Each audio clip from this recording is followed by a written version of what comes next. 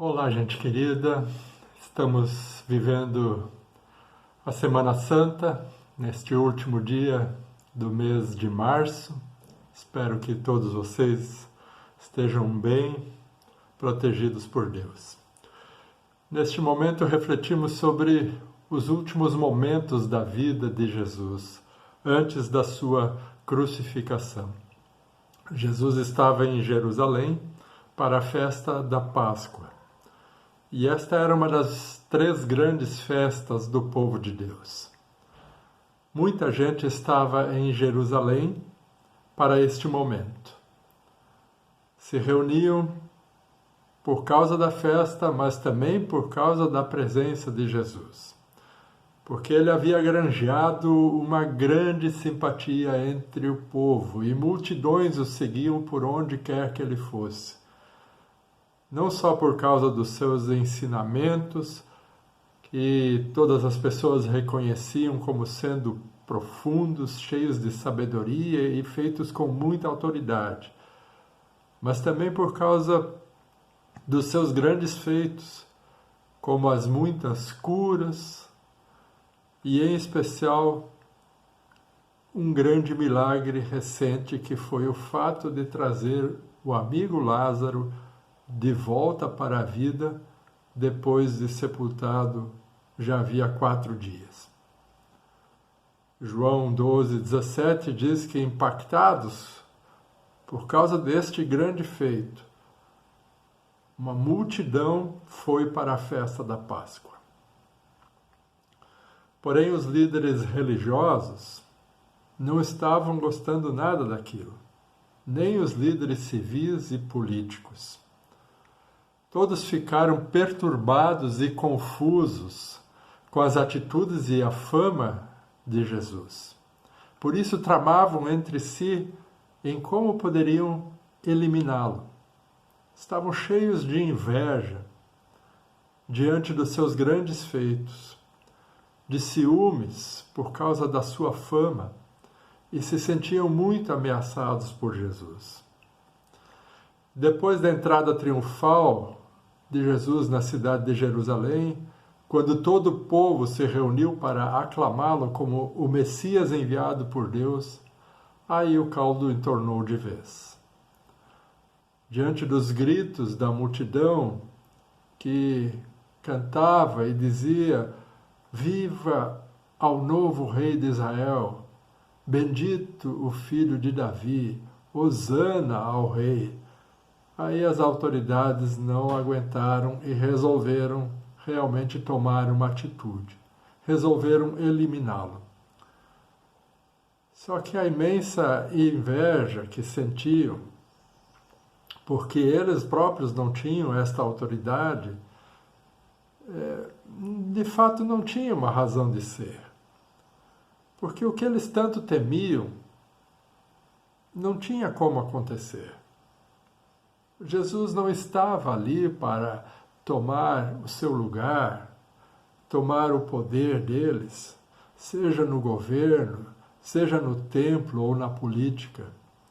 O reino que Jesus estava trazendo, e sobre isso ele tinha falado muitas vezes, não era deste mundo.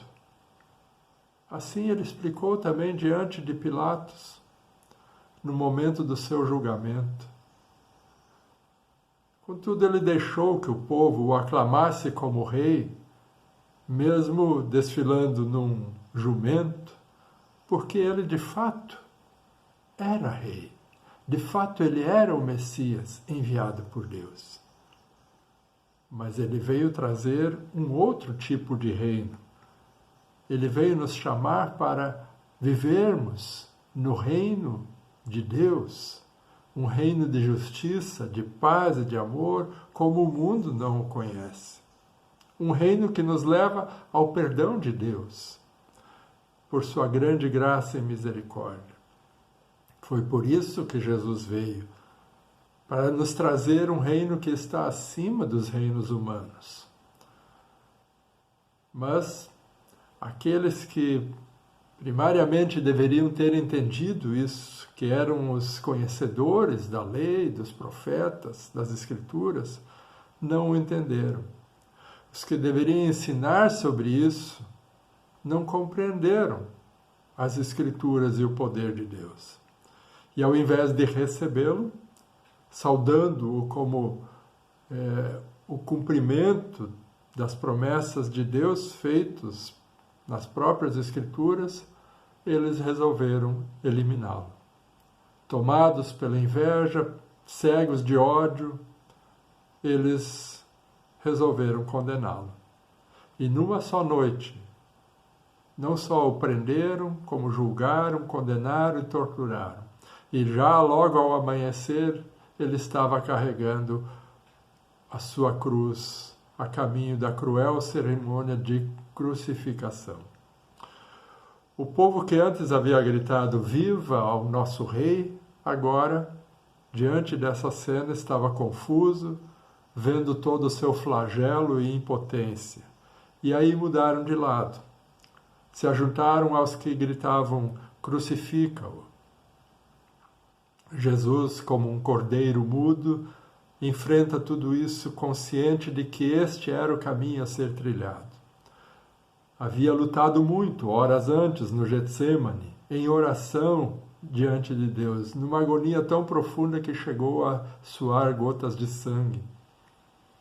Mas depois dali, ele segue rumo àquilo que ele veio fazer: tomar sobre os seus ombros os pecados de toda a humanidade, curar as nossas feridas por meio das suas dores e chagas. Assim tinha que ser. Já estava lá no profeta Isaías. Por isso, ele pôde dizer esta frase memorável, que é a nossa senha para o dia de hoje, dita do alto da cruz, diante dos seus algozes. Ele fala esta frase: Pai, perdoa-lhes, porque não sabem o que fazem. Quem senão Deus pode dizer algo assim aos que o estão matando? Perdoa-lhes. Não leves em conta a sua maldade. Eles não sabem o que estão fazendo. Diante disso, todos nós que tememos a Deus, aprendemos a lição da profunda importância do perdão. Se Deus perdoa, nós também devemos perdoar. Devemos procurar compreender, entender e aceitar. Não é fácil, mas o nosso padrão de conduta não vem deste mundo.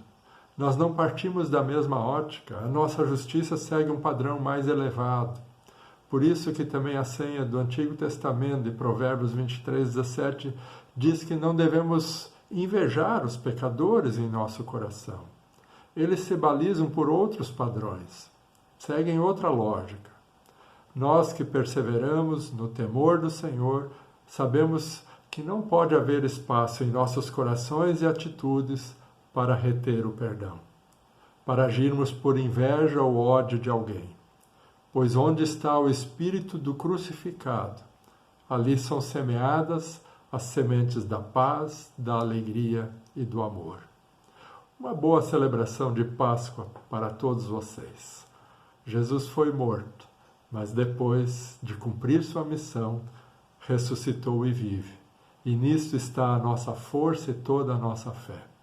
Um forte abraço, participem dos cultos na sexta e no domingo às 10 horas da manhã, e eu volto com vocês na segunda-feira, se Deus assim o permitir.